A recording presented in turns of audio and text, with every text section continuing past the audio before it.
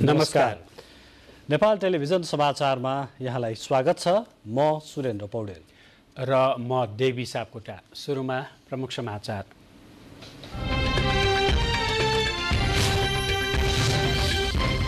संसदीय समितिमा निलम्बित प्रधान न्यायाधीश जबराको बयान। जबराले प्रश्नको दायरा बाहिर गई वक्तव्य दिएको सांसदको भनाई। बयान भोलि पनि जारी रहने। नागरिकता विधेयक संसदीय समितिबाट पनि बहुमतबाटै पारित। राष्ट्रपतिबाट विधेयकबारे माओवादी नेताहरूसँग परामर्श। निर्वाचनमा सिट बाँडफाँड सम्बन्धी विषय टुङ्गो लगाउन गठबन्धनका शीर्ष नेताहरू छलफलमा व्यस्त। सत्तारूढ गठबन्धन धेरै नटेक्ने एमाले अध्यक्ष ओलीको भनाई। देशभरका विभिन्न जिल्लामा डेङ्गी ज्वरोका बिरामी बढ्दो। सबैभन्दा बढी ललितपुरमा 2 महिनामै 1180 जना संक्रमित। बाढीका कारण पाकिस्तानमा इतिहासमै सबैभन्दा बढी क्षति पुगेको प्रधानमन्त्री शहबाजको भनाई। पीडितहरूको उद्धार र राहतमा सघाउन अन्तर्राष्ट्रिय समुदायसँग अपील। र आइसिसीको अन्तर्राष्ट्रिय क्रिकेट वरियतामा नेपालको स्थान खस्कियो। स्थान सुधार नभए सन् 2024 को T20 विश्वकप छनौटलाई असर पर्ने चिन्ता।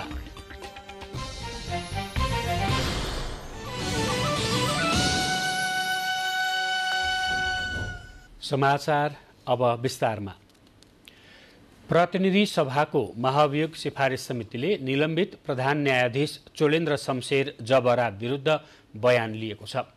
प्रतिनिधि सभामा महाभियोग दर्ता भएको 6 महिनापछि कारबाही प्रक्रिया सुरु गरेको समितिले आज जबरासँग बयान लिएको हो। महाभियोग सिफारिस समितिले बयानका लागि निलम्बित प्रधान न्यायाधीश चोलेन्द्र शमशेर जबरालाई बुधबार 11 बजेका लागि बोलाएको थियो। प्रधान न्यायाधीश जबरा निर्धारित समयमै बयानका लागि सिंहदरबार पुग्नु भएको भए पनि झण्डै 1.5 घण्टापछि मात्र बैठक सुरु भएको थियो। बयानका लागि बोलाइएको बैठकमै निलम्बित प्रधान न्यायाधीश जबराले आफ्नो महाभियोग प्रस्ताव स्वतः निष्क्रिय भइसकेको दावी गर्नुभएको थियो। जबराले केवल आफू संसदको मर्यादा राख्नका लागि मात्र बयान दिन समितिमा उपस्थित भएको बताउनु भएको समितिका सदस्य मेन विश्वकर्माले जानकारी दिनुभयो। महाभियोग प्रस्ताव निष्क्रिय भएको हुनुपर्ने भन्नुभएको छ। यो एउटा सदनले मैले टुङ्ग्याउनु पर्ने भन्नुभएको छ। सदन टुङ्गिएको पनि छैन। त्यसैले बोल्ने सिलसिलामा उहाँले यो लामो समय भयो, निष्क्रिय हुनु पर्थ्यो, तथापि म समितिको सम्मानमा भनेको संसदको सम्मानमा आएको छु भनेर आफैले विरोधाभासपूर्ण अभिव्यक्ति दिनुभएको छ। बयानका क्रममा निलम्बित प्रधान न्यायाधीश राणाले आफूलाई प्रतिशोधका आधारमा महाभियोग लगाएको बताउनु भएको थियो। यस्तै न्यायालयमा भएको भ्रष्टाचार र बिचौलिएका सवालमा सांसदहरूले सोध्नु भएको प्रश्नको जवाफमा आफूले कुनै पनि पदीय आचरण विपरीत काम नगरेको जिकिर गर्नुभएको थियो।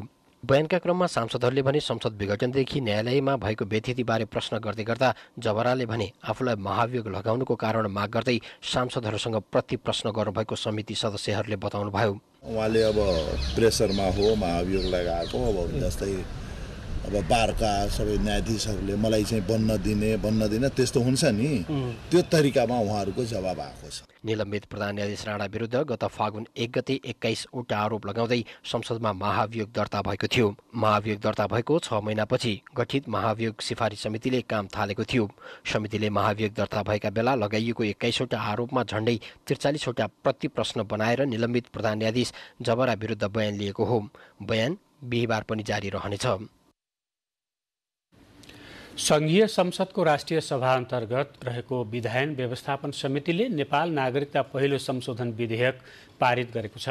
आज बसेको विधायन व्यवस्थापन समितिको बैठकले राष्ट्रपतिको कार्यालयबाट पुनर्विचारका लागि सन्देशसहित फिर्ता भएको विधेयक प्रस्तुत रूपमै बहुमतले पारित गरेको हो। विधेयक यसअघि प्रतिनिधि सभाबाट हुबहु पारित भएर राष्ट्रिय सभामा पठाइएको थियो। राष्ट्रिय सभाले विधायन व्यवस्थापन समितिमा पठाएर छलफल गरिए पनि लिखित रूपमा कुनै थपघट नगरी बहुमतका आधारमा पारित गरेको हो। छलफलमा बोलाइएका गृहमन्त्री बालकृष्ण खाँडले नागरिकले छिटो र छरितो तरिकाले नागरिकता पाउन सकुन् भनेर विधेयक ल्याइएको भन्दै राष्ट्रपति कार्यालयले भने झैं कुनै कुराहरू थपघट गर्न आवश्यक नरहेको बताउनु भएको थियो।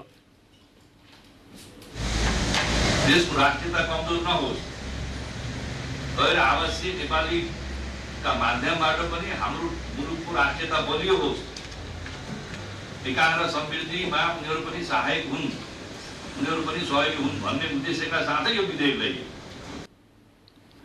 नेपालमा नागरिकता ऐन नबनेका कारण विभिन्न समयमा अङ्गीकृत नागरिकता लिएका 1,90,000 भन्दा बढी नागरिकका सन्तानले नागरिकता पाउन नसकेको राजनीतिक दलका नेताहरूले बताउने गरेका छन्।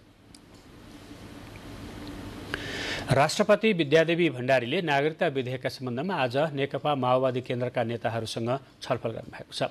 राष्ट्रपतिको कार्यालय शीतल निवासमा भएको छलफलमा नागरिकता विधेयकका सम्बन्धमा राष्ट्रपतिले चासो राख्नु भएको नेताहरूले जानकारी दिनुभएको छ। छलफलमा सहभागी माओवादी केन्द्रका नेताहरूले राष्ट्रपतिसँग जन्मसिद्ध नागरिकका सन्तति राज्यविहीन बन्ने अवस्था अन्त्य गर्न विधेयक ल्याइएको प्रश्न पार्नु भएको थियो भने नागरिकता जस्तो राष्ट्रिय महत्त्वपूर्ण विषयलाई सहमति साथ अघि बढाउनु पर्ने सुझाव राष्ट्रपतिले दिनुभएको थियो। भेटमा माओवादी अध्यक्ष पुष्पकमल दाहाल प्रचण्डले तत्कालीन प्रधानमन्त्री केपी शर्मा ओलीले ल्याएको अध्यादेशको व्यवस्था अनुसार नै विधेयक ल्याइएको भन्दै यसलाई अनावश्यक राजनीतिकरण गरिनु दुःखद भएको धारणा राष्ट्रपति समक्ष राख्नु भएको थियो। छलफलमा अध्यक्ष प्रचण्ड सहित वरिष्ठ उपाध्यक्ष नारायण काजी श्रेष्ठ, उपाध्यक्ष कृष्णबहादुर महरा, उपमहासचिव वर्षमान पुन र जनार्दन शर्मा लगायत नेता सहभागी हुनुहुन्थ्यो। केही दिन यता राष्ट्रपति यसअघि नेपाली कांग्रेस, एमाले, मधेसवादी दलका नेताहरूसँग नागरिकता विधेयकका सम्बन्धमा परामर्श गर्दै आउनु भएको छ। निर्वाचनमा सिट संख्या बाँडफाँडको विषय टुङ्गो लगाउन 5 दलीय गठबन्धनको बैठक बसिरहेको छ। प्रधानमन्त्री निवास बालुवाटारमा जारी बैठकमा सिट बाँडफाँडको मापदण्ड के हुने भन्ने विषयमा छलफल चलिरहेको र आजको बैठकबाट सिट संख्या बाँडफाँडको विषय टुङ्गिने नेताहरूले बताएका छन्। गठबन्धनभित्र सिट संख्या बाँडफाँडको मापदण्डका विषयमा सहमति जुट्न नसक्दा पटक पटक बैठक बसे पनि बैठक अझै टुङ्गोमा पुग्न सकेको छैन। सिट संख्या भागबण्डाका लागि मापदण्ड निर्माण र सिट संख्या बाँडफाँडको विषयलाई टुङ्गो लगाउन कांग्रेस नेता कृष्ण प्रसाद सिटौलाको संयोजकत्वमा गठित कार्यदलले पनि मापदण्ड र सिफारिसका सम्बन्धमा स्पष्ट खाका प्रस्तुत गर्न सकेको छैन। कार्यदलबाट यो विषय टुङ्गोमा पुग्ने नदेखिएपछि शीर्ष नेताहरू छलफलमा जुट्दै आउनु भएको छ।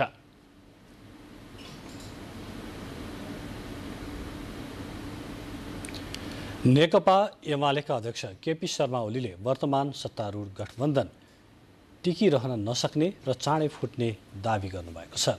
कञ्चनपुरमा आयोजित एक कार्यक्रममा एमाले अध्यक्ष ओलीले यो गठबन्धन अरूले बनाइदिएकोले गठबन्धनले देश विकास र हितको पक्षमा काम गर्न नसक्ने आरोप लगाउनुभयो। उहाँले आफ्नो दल लोकतान्त्रिक प्रणालीको अभ्यास गर्ने र देशको शान्ति सुरक्षा कायम गर्ने दलको रूपमा स्थापित रहेको उल्लेख गर्नुभयो। अध्यक्ष ओलीले एमालेलाई बलियो बनाए मात्र देश बलियो बन्ने दावी पनि गर्नुभयो।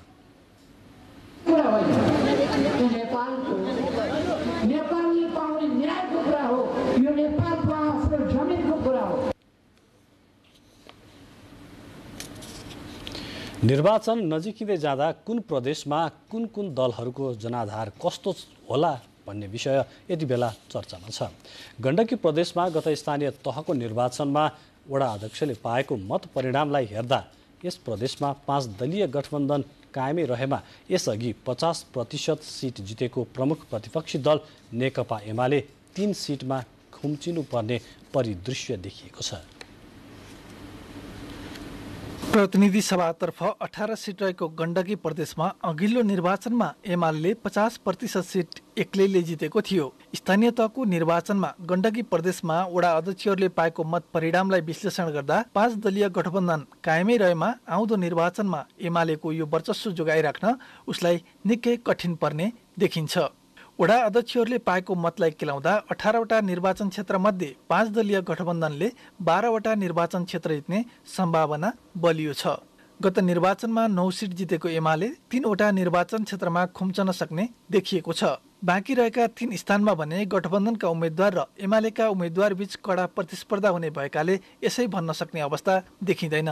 दलहरूबीच गठबन्धन र तालमेल नभई एकल प्रतिस्पर्धा गर्ने अवस्था आएमा 9वटा निर्वाचन क्षेत्रमा अग्रता कायम गर्न सक्ने एमालेको जनाधार देखिएको छ। यस्तै 8वटा निर्वाचन क्षेत्रमा भने नेपाली कांग्रेसका वडा अध्यक्षहरूले पाएको मत अन्य पार्टीका वडा अध्यक्षले पाएको मतभन्दा बढी रहेको हुँदा 8वटा निर्वाचन क्षेत्रमा कांग्रेसले जित्ने सम्भावना उत्तिकै छ।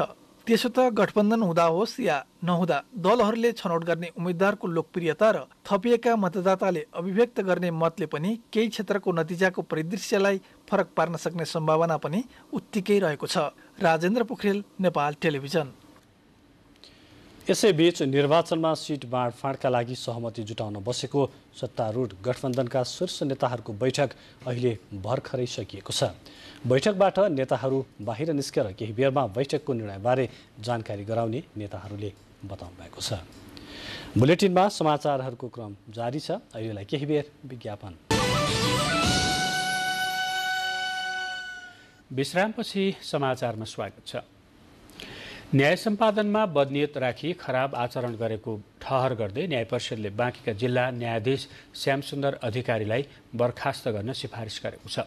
न्यायाधीश अधिकारीलाई यसअघि पनि सचेत गराइएकोमा आचरणमा सुधार नल्याई खराब कार्य सम्पादन गरेकोले बर्खास्त गर्न प्रधान न्यायाधीशलाई सिफारिस गरेको हो। कामु प्रधान न्यायाधीश दीपक कुमार कार्कीको अध्यक्षतामा हिजो बसेको परिषद बैठकले न्यायाधीश श्यामसुन्दर अधिकारीलाई बर्खास्त गर्न प्रधान न्यायाधीश समक्ष सिफारिस गरेको परिषदका प्रवक्ता मानबहादुर कार्कीले जानकारी दिनुभएको हो। अख्तियार दुरुपयोग अनुसन्धान आयोगले जिल्ला प्रशासन कार्यालय धनुषाका तत्कालीन प्रमुख जिल्ला अधिकारी एवं मुआब्जा निर्धारण समितिका अध्यक्ष वसन्तराज गौतम, गुठी संस्थान शाखा कार्यालय धनुषाका तत्कालीन कार्यालय प्रमुख राजबाबु पाण्डे, सहायक प्रशासक, वरिष्ठ लेखा सहायक समेत 13 जना उप सार्वजनिक सम्पत्ति हानि नोक्सानी गरी भ्रष्टाचार गरेको सम्बन्धी आरोप पत्र दायर गरेको छ।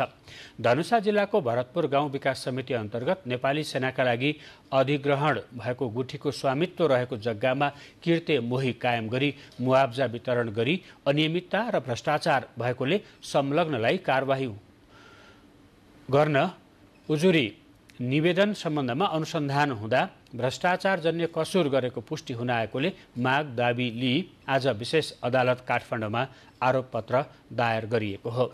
जिल्ला प्रशासन कार्यालय धनुषाका तत्कालीन प्रमुख जिल्ला अधिकारी एवं मुआब्जा निर्धारण समितिका अध्यक्ष वसन्तराज गौतमले गुठी संस्थानकै खातामा भुक्तानी हुनुपर्ने 1 करोड 14 लाख रुपियाँ मोही कायम हुनै नसक्ने व्यक्तिलाई मोही कायम गराई बदनियत साथ मुआब्जा भुक्तानी गराएको पुष्टि हुन आएकोले आरोप पत्र दायर गरिएको आयोगले जनाएको छ। त्यसैगरी गुठी संस्थान शाखा कार्यालय धनुषाका तत्कालीन कार्यालय प्रमुख राजबाबु पाण्डे, तत्कालीन सहायक प्रशासक मनोज कुमार शर्मा भनिने मनोज कुमार आचार्य र तत्कालीन वरिष्ठ लेखा सहायक हरिचन्द्र भूषालले गुठी संस्थानकै खातामा भुक्तानी हुनुपर्ने रकम प्रचलित कानुनी व्यवस्था विपरीत र मोही कायम हुनै नसक्ने व्यक्तिहरू गायत्री देवी जयसवाल र सूर्यनारायण लाल कर्णलाई मोही कायम गरी बदनियत साथ मुआब्जा भुक्तानी गरेको पुष्टि हुन आएकोले आरोपपत्र दायर गरिएको आयोगले जनाएको छ। मुआब्जा भुक्तानी लिने गायत्री देवी जयसवाल बीच बिचौलियाको भूमिका निर्वाह गरी प्रतिवादी सुमनकान्त ठाकुरले गुठी संस्थानलाई क्षति पुर्याएकोले निजहरूबाट असुल उपर हुन मागदाबी लिइएको अख्तियारद्वारा जारी विज्ञप्तिमा उल्लेख छ। काठमाडौँ उपत्यकासँगै देशका विभिन्न जिल्लामा डेङ्गु ज्वरोका बिरामी बढेको पाइएको छ। लामखुट्टे धेरै पाइने तराई मधेस तथा पहाडी क्षेत्रमा डेङ्गुको संक्रमण बढ्दै गएको छ। विशेष गरी जनघनत्व बढी भएका काठमाडौँ उपत्यका, रूपन्देही, चितवन, पोखरा, पाल्पा लगायतका जिल्लामा डेङ्गु ज्वरोका बिरामी बढिरहेका छन्। काठमाडौँको टेकु अस्पतालमा उपचार गराइरहेका मध्ये करिब 70% डेङ्गुका बिरामी रहेको अस्पतालका डाक्टर शेरबहादुर पुनले जानकारी दिनुभएको छ। इपिडियोमियोलोजी तथा रोग नियन्त्रण विभागका निर्देशक चुमन लाल दासका अनुसार अहिले सबैभन्दा धेरै 1180 जना डेङ्गुका बिरामी ललितपुर जिल्लामा रहेका छन्। जुलाईमा त्यहाँ 79 जना र अगस्तमा 1080 जना डेङ्गुबाट संक्रमित भएका छन्। काठमाडौँमा 565 जना र रूपन्देहीमा 392 जनामा डेङ्गु लागेको दासले जानकारी दिनुभएको छ। देशभर जनवरीदेखि अगस्तसम्म 3227 जना संक्रमित बनेका छन्, जसमध्ये 2555 जना अगस्त महिनामा मात्रै संक्रमित भएका छन्।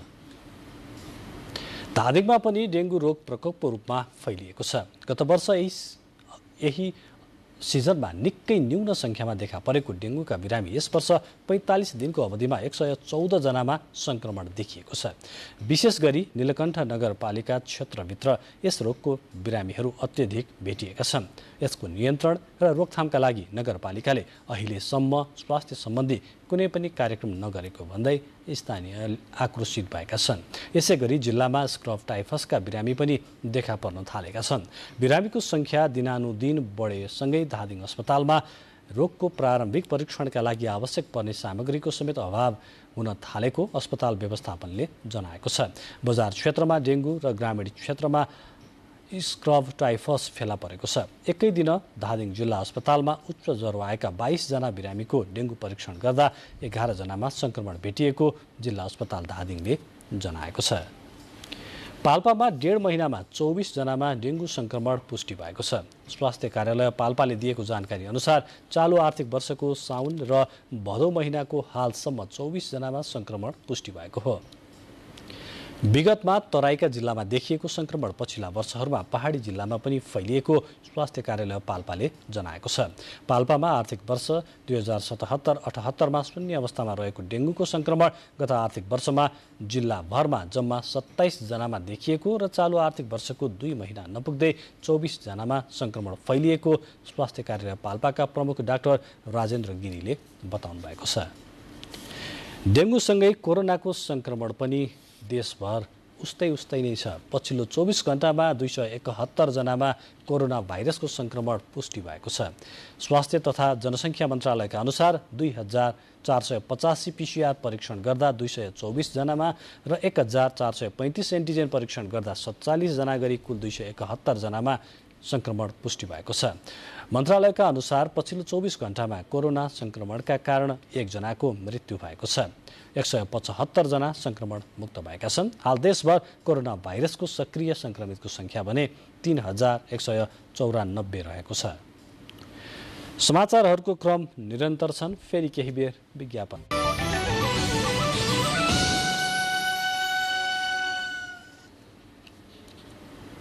भारत तोरीको तेलमा सधैँ रहिरहन्छ शुद्ध तोरीको तेल धारा। मुटु चाहिन्छ मुटु। सिल्की र स्ट्रङ कपालका लागि केमिकललाई भनौँ नो, प्याराशुट नेचुरललाई भनौँ यस।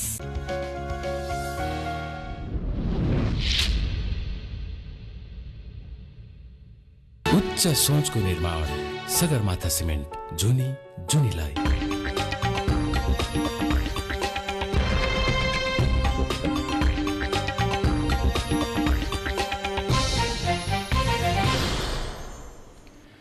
विश्रामपछि समाचारमा स्वागत छ। सरकारले निर्णय गरेको 7 वर्षपछि बाराको सिमरौनगढमा मालपोत कार्यालय सञ्चालनमा आएको छ। कार्यालय सञ्चालन भएपछि जग्गा सम्बन्धी कामले 25 किलोमिटर टाढा रहेको कलैयासम्म पुग्नुपर्ने अवस्थाको अन्त्य भएको छ। कार्यालय भवनको शुभारम्भ गर्दै भूमि व्यवस्था, सहकारी तथा गरिबी निवारण मन्त्री शशि श्रेष्ठले जनताको घर दैलोबाट सेवा पुर्याउन कार्यालय सञ्चालन गरिएको बताउनुभयो। कार्यक्रममा भूमि व्यवस्था, सहकारी तथा गरिबी निवारण मन्त्रालयका सचिव रामप्रसाद थपलियाले संहिताको मर्म अनुरूप सिमरौनगढमा मालपोत कार्यालयको सेवा सुरु गरिएको बताउनुभयो। बाराको पूर्वोत्तर क्षेत्रमा पर्ने सिमरौनगढमा मालपोत तथा नापी कार्यालय स्थापना गर्न मन्त्री परिषदले 2072 सालको असोज 14 गते निर्णय गरेको थियो। सिमरौनगढमा मालपोत र नापी कार्यालय स्थापना गर्ने मन्त्री परिषदको निर्णय विरुद्ध जिल्लाका लेखापढी व्यवसायी र कलैयाका अन्य व्यवसायीहरूले कार्यालय सदरमुकाम बाहिर लैजान नदिने भन्दै आन्दोलन सुरु गरेपछि त्यहाँ कार्यालय स्थापना गर्ने सरकारको निर्णय कार्यान्वयन हुन सकेको थिएन। जिल्ला प्रहरी कार्यालय मोरङमा मासिक करिब 100 वटा चेक बााउन्स सम्बन्धी मुद्दा पर्ने गरेको छ। चेक बााउन्स सम्बन्धी नयाँ कानुन कार्यान्वयनमा आएसँगै चेक बााउन्स सम्बन्धी मुद्दा अत्यधिक पर्ने गरेको मोरङ प्रहरीले जनाएको छ। जिल्ला प्रहरी कार्यालय मोरङमा दैनिक 5 वटासम्म उजुरी आउने गरेको भए पनि सम्बन्धित पक्षहरू मेलापत्रमा जाने गरेकोले न्यून मात्रामा मात्र मुद्दा दर्ता हुने गरेको सो कार्यालयले जनाएको छ। चालु आर्थिक वर्षको साउन महिनामा 2 वटा र भदौ महिनामा 6 वटा चेक बााउन्स सम्बन्धी मुद्दा दर्ता भई अस्पताल अदालत पुगेको जिल्ला प्रहरी कार्यालय मोरङका प्रवक्ता दीपक श्रेष्ठले जानकारी दिनुभयो। ब्याङ्किङ कसुर तथा सजाय ऐन 2064ले चेक बाउन्स सम्बन्धी उजुरीलाई ब्याङ्किङ कसुर मानेकोले व्यापार व्यवसाय गर्ने उद्योगी व्यापारीलाई उधारो उठाउन सजिलो भएको छ।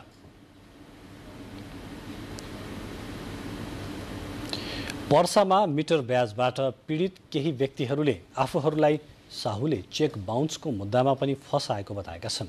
वीरगञ्जमा पत्रकार सम्मेलनमा पीडित 73 वर्षीय सुनैना देवीले मिटर ब्याजी अनिल कुमार प्रियदर्शीका कारण आफ्नो परिवारको उठीवास भएको र छोरा जेल बस्नु परेको बताउनुभयो। उहाँले 2076 सालमा आफ्नो छोरा दयाशङ्करले 14 लाख कर्जा लिएकोमा हालसम्म 42 लाख तिरिसक्दा पनि अझै ऋण बाँकी रहेको जानकारी दिनुभयो। कर्जा तिर्न 12 कट्ठा जग्गा बेचेको र 2 बिघा जग्गा धितो राखेको उहाँको भनाइ छ। मिटर ब्याजी प्रियदर्शीले आफ्नो छोरालाई 10वटा चेकमा हस्ताक्षर गर्न लगाएर चेक बाउन्स गराई 3 महिनादेखि जेलमा थुनाएको गुनासो उहाँले गर्नुभयो। जिल्लाकै महागढीमाई नगरपालिका 7 बस्ने किशोरी प्रसाद यादवले आफू पनि मिटर ब्याजी अनिल कुमार प्रियदर्शीबाट पीडित बनेको गुनासो गर्नुभयो। आज पुस्तकालय दिवस। पढाउँ निरन्तर शिक्षाका लागि पुस्तकालय जाउँ भन्ने नाराका साथ विभिन्न कार्यक्रम गरी देशभर पुस्तकालय दिवस मनाइएको छ। तर पछिल्लो समय अनलाइन प्रणालीको लोकप्रियता बढ्दै गएकोले पुस्तकालय गएर पढ्ने प्रचलनमा भने निकै कमी आएको छ। पठन पाठनमा अनलाइन प्रणालीको लोकप्रियता बढेसँगै पुस्तकालय धाएर किताब खोज्ने र पढ्ने पाठकको संख्या घट्दै गएको छ। एक क्लिकमा आफूले खोजेको किताब पढ्न पाउने भर्चुअल सुविधा थपिँदा भौतिक किताबप्रति पाठकको मोह कम हुँदै गएको भनाइ सरकारवालाहरूको छ। पुस्तकालयहरू अव्यवस्थित र खोजेको पुस्तक भनेको बेला नपाइने भएकाले भौतिक किताबमा पाठकको आकर्षण घटेको हो। तर पुस्तक पढ्ने शौखिन पाठकहरूलाई भने अहिले पनि पुस्तक पढ्न पुस्तकालय धाउने गर्छन्। लाइब्रेरीहरू चाहिँ प्रपरली अपडेटेड छैन। म टाइममा अरू लाइब्रेरी जान्छु, त्यसमा चाहिँ पुरानो बुकहरू यताउति छ, अनि टाइममा आएको नयाँ पब्लिस भएको छुट्टै सब्जेक्टको बुकहरू पाउँदिनँ कि मैले। 8-9 वर्ष अगाडिसम्म राष्ट्रिय पुस्तकालय, बिर्कोटी मण्डपको उपत्यका सार्वजनिक पुस्तकालय, सुन्दाराको नेपाल भारत पुस्तकालय, केशर महल पुस्तकालयहरूमा पाठकहरूले खचाखच भरिएर बस्ने ठाउँ नै हुँदैनथ्यो। तर अहिले एउटा पुस्तकालयमा मुस्किलले 50-60 जना पाठक पुग्ने गरेका छन्। नेपालमा स्थापना भएको पहिलो राष्ट्रिय पुस्तकालय भूकम्पपछि भक्तपुरको सानो ठिमीको अस्थायी टहरामा सरेको छ। एकातिर पुस्तकालय अपाएक ठाउँमा त अर्कोतिर पुस्तकहरू पनि भने जस्तो गरी नभेटिने भएकोले पाठकहरूको आकर्षण घटेको हो। पाठक पुस्तकालयमा आउनुभन्दा पनि पाठकसम्म पुस्तकालय पुर्याउने अध्ययन मञ्च बनाउन सरकारवाला लागि परेका छन्। त्रिभुवन विश्वविद्यालय भन्दा बित्तिकै परिचय विद्यार्थीसित सम्बन्धित छ, केशर महल भन्दा बित्तिकै पुरानो सङ्ग्रहहरू अध्ययन गर्नेसित सम्बन्धित छ भने आजभोलिको सबै पब्लिकलाई पढ्न पाउने गरी भनेर हामीले चाहिँ जमलमा स्थापना गर्ने गरी हामीले ठुला चाहिँ पुस्तकालय स्थापना गरेर निर्णय पनि पहिलेकै थिए, त्यसलाई रिनोभेट गर्ने र नयाँ हामीले अगाडि बढाउने गरी पनि शिक्षा मन्त्रालयले अगाडि बढाएको छ।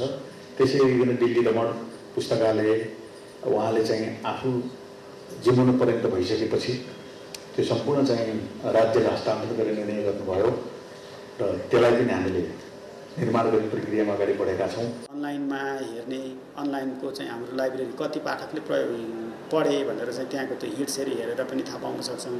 त्यसैले पाठकहरूको सङ्ख्या चाहिँ जुन म्यानुअल पुस्तकालयमा भन्दा डिजिटल लाइब्रेरीमा बढेको छ। पुस्तकालय पठन संस्कृतिको लागि अपरिहार्य हो। यसलाई समय अनुकूल रूपान्तरण र प्रविधि मैत्री बनाएर पाठकलाई आकर्षित गर्न सक्नुपर्छ।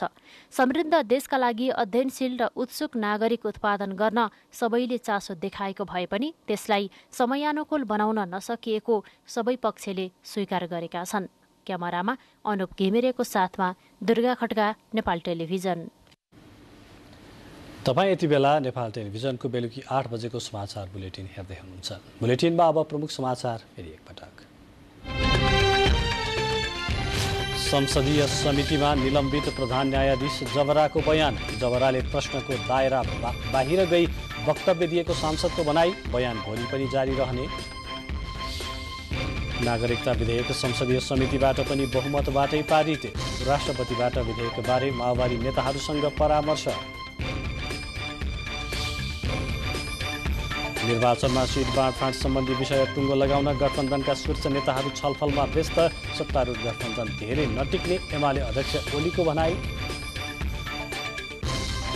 देशभरका विभिन्न जिल्लामा डेङ्गु ज्वरोका बिरामी बढ्दो। सबैभन्दा बढी ललितपुरमा 2 महिनामै 1180 जना सङ्क्रमित। बाढीका कारण पाकिस्तानमा इतिहासमै सबैभन्दा बढी क्षति पुगेको प्रधानमन्त्री सहबाजको भनाई। पीडितहरूको उद्धार र राहतमा सघाउन अन्तर्राष्ट्रिय समुदायसँग अपील।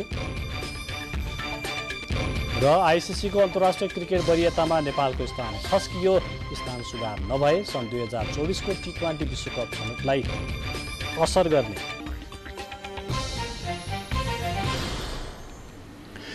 संस्कृति, पर्यटन तथा नागरिक उड्डयन मन्त्री जीवनराम श्रेष्ठले नेपालको पर्यटन क्षेत्र विश्वमै नपाउने हिरा भएको बताउनु भएको छ।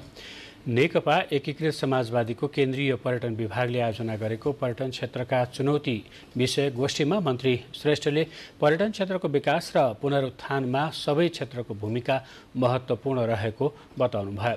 उहाँले नेपालको पर्यटन क्षेत्रको विकासका लागि समयअनुसार आवश्यक ऐन कानुन संशोधन गर्न आवश्यक रहेको जिकिर गर्नुभयो। साथै मन्त्री श्रेष्ठले व्यवस्थापन अति कमजोरका कारण नेपाल एयरलाइन्स डुब्ने खतरा रहेको समेत धारणा राख्नुभयो। सरकारले वर्षेनी 47 अर्ब ऋण दिने गरे पनि व्यवस्थापनको कमजोरीका कारण नेपाली ध्वजावाहक विमान अन्तर्राष्ट्रिय बजारमा उडाउन नसकेको उहाँको भनाइ थियो। एउटा अध्यक्षले प्राइभेट कम्पनी चलाए जस्तो चलाछ र मैले अस्ति भन्नु पनि भने आज सार्वजनिक रूपमा पनि मैले भन्नै पर्छ, यदि यही खालको चाहिँ नि अवस्था रह्यो, सरकारसँग कुनै समन्वय नगर्ने, एउटा चाहिँ नि व्यक्तिले प्राइभेट कम्पनी चलाए जस्तो चलाउने, सरकारले गरेको निर्णयहरू कार्यान्वयन चाहिँ नि हुन नसक्ने स्थिति भयो भने नेपाल एयरलाइन्स समाप्त हुन्छ। कार्यक्रममा नेकपा एकीकृत समाजवादीका अध्यक्ष माधव कुमार नेपालले नेपालको आर्थिक विकासका लागि पर्यटन क्षेत्रको विकास अति आवश्यक रहेको धारणा राख्नु भएको थियो। नेपालमा अन्य पर्यटन क्षेत्रको राम्रो सम्भावना रहे पनि पर्यटन कृषिमा बढी जोड दिनुपर्ने उहाँको भनाइ थियो। कार्यक्रममा राष्ट्रिय योजना आयोगका सदस्य रामेश्वर फुयाल लगायत पर्यटन क्षेत्रमा कार्यरत विज्ञहरूले नेपालमा पर्यटनको सम्भावना र चुनौती विषयमा आफ्नो धारणा राख्नु भएको थियो। कर्णालीमा जोखिम संवेदनशील भू उपयोग नीति तथा योजना निर्माणका लागि प्रदेश सरकारले सरोकारवालासँग छलफल सुरु गरेको छ। भूमि व्यवस्था, कृषि तथा सहकारी मन्त्रालय कर्णाली प्रदेशले संयुक्त राष्ट्रसङ्घीय विकास कार्यक्रमको सहकारीमा सल्यानका सरोकारवालासँग सुझाव सङ्कलन गरेको हो। सल्यानका 10वटा स्थानीय तहमा रहेका सम्भावना, चुनौती, बस्ती विकास, भू उपयोग परिवर्तन, भविष्यमा हुन सक्ने प्रकोप लगायत विषयमा सुझाव सङ्कलन गरिएको छ। कर्णाली प्रदेशका 10वटै जिल्लामा पुगेर सरोकारवालाको सुझाव सङ्कलन गर्ने कार्यक्रम राखिएको अधिकारीहरूले बताएका छन्।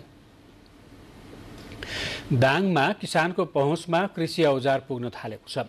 औजारहरूको प्रयोगका कारण किसानले मकै खेतीमा उत्पादन बढाउनका साथै आम्दानी पनि राम्रो गर्न थालेका छन्।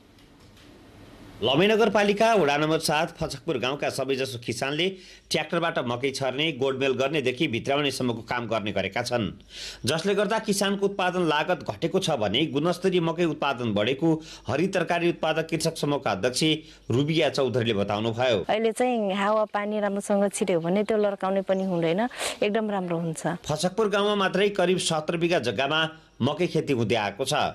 बसन्ते, हिउँदे तथा बर्खे मकै खेती गर्दा किसानले कृषि औजारको प्रयोग गर्दै आएका हुन्। प्रधानमन्त्री कृषि आधुनिकीकरण परियोजना कार्यान्वयन इकाइ लमैले मकै सुपोर्जन कार्यक्रम कार्यान्वयन गरेपछि कृषि यन्त्रतर्फ किसानको आकर्षण बढेको हो। जग्गा चक्लाबन्दी गरेर समेत किसानले मकै खेतीमा कृषि औजारको प्रयोग गर्ने गरेको गुरुङखोला कृषि सहकारी संस्थाका अध्यक्ष लाल बहादुर बुढा मगरले बताउनुभयो। हामीले कल्पना नगरेको सिन्चित भएर पनि आज यो मसिनले आज मकै छरिरहेको छ। प्रधानमन्त्री कृषि आधुनिकीकरण परियोजना कार्यान्वयन निकाय लमैले मकै सुपर्जन कार्यक्रम सञ्चालन गरेको छ, जस अन्तर्गत कृषि औजारमा किसानको सहज पहुँच पुर्याउन 4वटा स्थानीय तहमा दर्जन बढी कस्टम हायरिङ सेन्टर स्थापना गरिएका छन्। अहिले किसानले सहज रूपमा कृषि औजारको प्रयोग गर्दै उत्पादन बढाउन थालेको प्रधानमन्त्री कृषि आधुनिकीकरण परियोजना कार्यान्वयन निकाय लमैका वरिष्ठ कृषि विकास अधिकृत महेश रेग्मीले बताउनुभयो। आधुनिक तरिकाले मकै लगाउने, मकै गोड्ने, भोलि मकै थ्रेसिङ गर्ने कामहरूमा पनि हामीले अनि मकैको बिउमा पनि 50% चाहिँ हामीले उहाँलाई सहुलियत दिएका छौँ। युवालाई खेतीपातीमा लगाउन सरकारले प्राथमिकतामा राखेर कार्यक्रम बनाउन सक्ने हो भने विदेशी जनशक्तिलाई कृषि उत्पादनमा लगाउन सकिने थियो। दशरथ घिमिरे, नेपाल टेलिभिजन, लुम्बिनी प्रदेश, दाङ। वरिष्ठ पत्रकार बबिता बस्नेतको पुस्तक समय साक्षी विमोचन गरिएको छ। काठमाडौँमा एक कार्यक्रमको आयोजना गरी देशकै पहिलो गभर्नर हिमालय शमशेर जबरा, लेखिका भुवन ढुङ्गाना र वरिष्ठ पत्रकार बस्नेतका बुबा आमाले संयुक्त रूपमा पुस्तक लोकार्पण गर्नुभएको हो। पुस्तकमा विश्वका विभिन्न मुलुक पुग्दाको अनुभवसहित 112वटा निबन्ध समावेश गरिएको छ। अब मुलुक बाहिरको प्रसङ्ग। पाकिस्तानका प्रधानमन्त्री शहबाज शरीफले आफ्नो मुलुकलाई बाढीको इतिहासमै सबैभन्दा खराब रूपमा प्रभावित पारेको बताउनु भएको छ। प्रधानमन्त्री शरीफले बाढीका कारण पाकिस्तानमा अहिले इतिहासमै सबैभन्दा बढी क्षति पुगेको बताउँदै सहयोगका लागि सबैसँग अपिल गर्नुभएको छ। उहाँले पाकिस्तानी नागरिकका साथै विदेशी दाता निकाय तथा देशसँग अपिल गर्नुभएको हो। बाढीका कारण विस्थापित भएका व्यक्तिको सङ्ख्या 10औं लाख भएकोले उनीहरूको उद्धार, पुनर्स्थापना र राहतका लागि ठूलो आर्थिक सहयोग आवश्यक रहेको उहाँको भनाइ छ। पाकिस्तानका कैयौं क्षेत्रमा बाढीले गरेको क्षति न्यूनीकरणका लागि सरकारले प्रयत्न गरिरहेको भए पनि सबै नागरिकलाई बास र खानपिनको उचित व्यवस्थापन गर्न सम्भव हुन नसकेको बताइएको छ। पाकिस्तानमा केही समय यता अविरल रूपमा वर्षा भइरहेको छ। 24 घण्टामा 36 जना भन्दा बढीको मृत्यु भएको त्यहाँका अधिकारीहरूले बताएका छन्। बाँकी समाचार अघि छोटो विश्राम।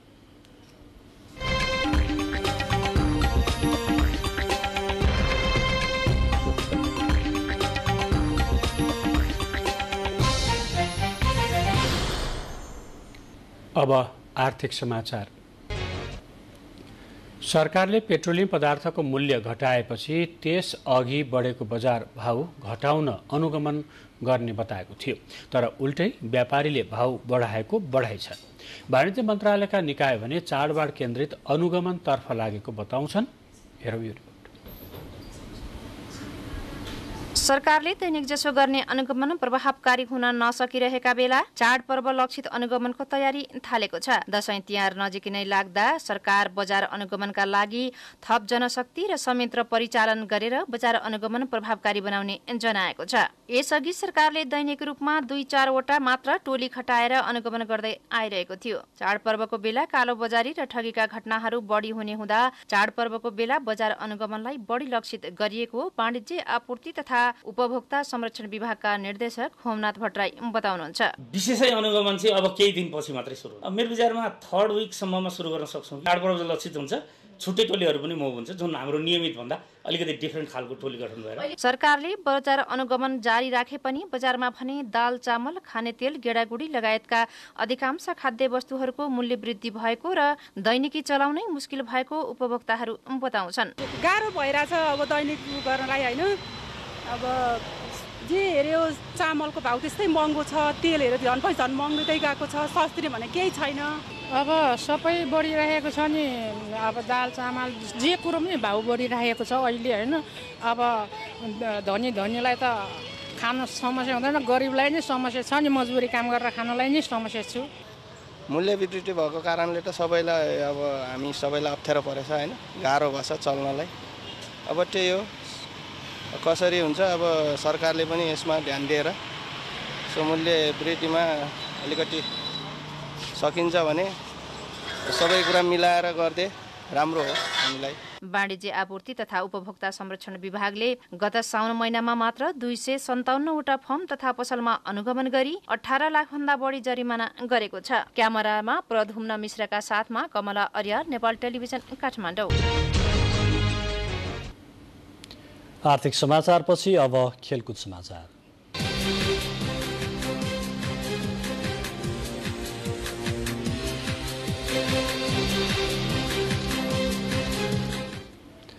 खेलकुदमा नेपालको अन्तर्राष्ट्रिय क्रिकेट वरियताको प्रसङ्ग छ। अन्तर्राष्ट्रिय क्रिकेट परिषद आइसिसीको नयाँ वरियतामा नेपाल एक स्थान तल झरेको छ। आइसिसीले आज सार्वजनिक गरेको नयाँ वरियतामा नेपाल एक स्थान तल झर्दै 16औं स्थानमा पुगेको छ। यसअघि नेपाल 15औं स्थानमा थियो। नेपालको अहिले 30 खेलबाट 180 रेटिङ अङ्क रहेको छ। हिजो मात्र केन्यासँगको 5 खेलको अन्तर्राष्ट्रिय टी20 श्रृङ्खला 3-2ले जिते पनि नेपालको वरियता भने सुधार हुन सकेन। खस्किएको वरियताले नेपाललाई सन् 2024मा हुने टी20 विश्वकप छनौटका लागि असर पर्ने देखिएको छ। विश्वकप वेस्ट इन्डिज र अमेरिकामा आयोजना हुँदैछ। विश्व वरियताको शीर्ष 11 टोलीले सिधै विश्वकपमा स्थान बनाउन सक्ने प्रावधान छ। टी20को नयाँ वरियतामा भारत शीर्ष स्थानमा रहेको छ। इङ्ल्यान्ड दोस्रो र पाकिस्तान तेस्रो स्थानमा रहेका छन्। पोखरामा जारी महिला तथा पुरुष राष्ट्रिय भलिबल प्रतियोगिता अन्तर्गत महिलातर्फको उपाधि विभागीय टोली नेपाल प्रहरीले जितेको छ। पोखराको लामाचौरमा भएको फाइनलमा न्यू डायमन्ड एकाडेमीलाई 3-0 को सोझो सेटमा हराउँदै उपाधि विजेता बनेको हो। पुरुषतर्फको फाइनल खेल भने भोलि हुनेछ। फाइनलमा गण्डकी प्रदेश र नेपाल प्रहरी बीच प्रतिस्पर्धा हुनेछ। प्रतियोगितामा 3 विभागीय टोली सहित 5 टोलीको सहभागिता रहेको छ।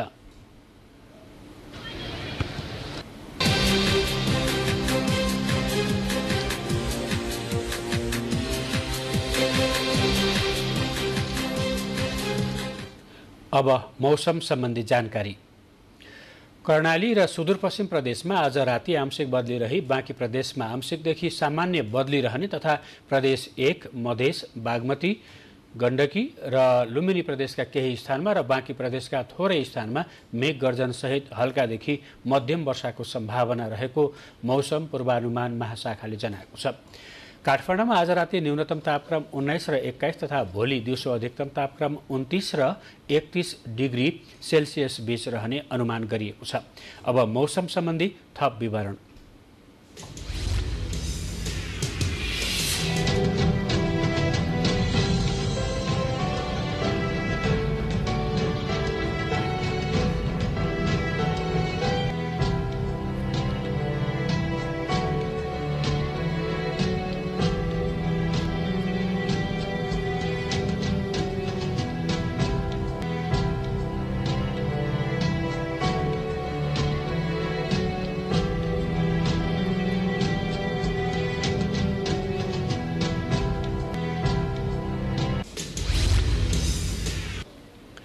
बुलेटिनको अन्त्यमा प्रमुख समाचार फेरि एकपटक।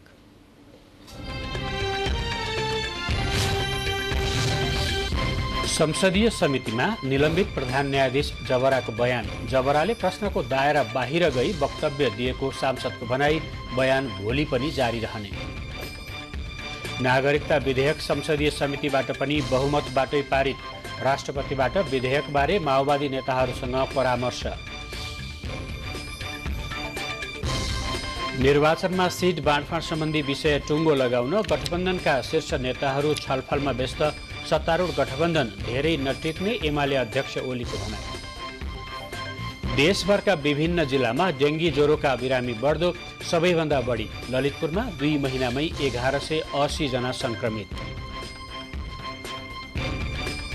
बाढीका कारण पाकिस्तानमा इतिहासमै सबैभन्दा बढी क्षति पुगेको प्रधानमन्त्री शहबाजको भनाई। पीडितहरूको उद्धार र राहतमा सघाउन अन्तर्राष्ट्रिय समुदायसँग अपील। र आइसिसीको अन्तर्राष्ट्रिय क्रिकेट वरियतामा नेपालको स्थान खस्कियो। स्थान सुधार नभए सन् 2024को टी20 विश्वकप छनौटमा नेपाललाई असर पर्न सक्ने। समाचारको सिलसिला अहिलेलाई यति नै। बिदा दिनुहोस्। नमस्कार।